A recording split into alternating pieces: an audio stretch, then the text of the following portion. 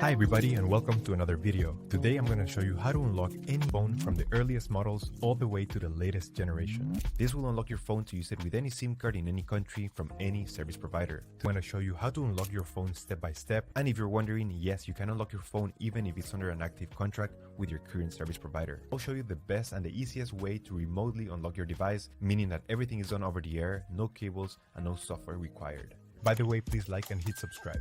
So with that said, let's begin. We need to get the phone's IMEI number.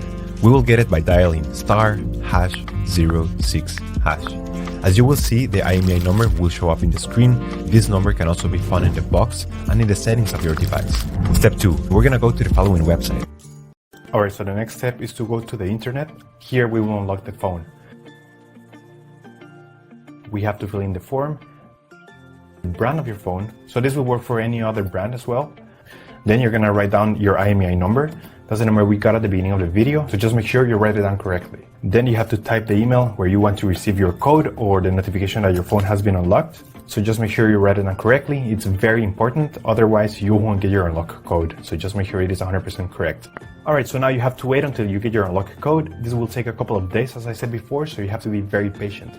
But for this example, I'm gonna show you how the email I got looks.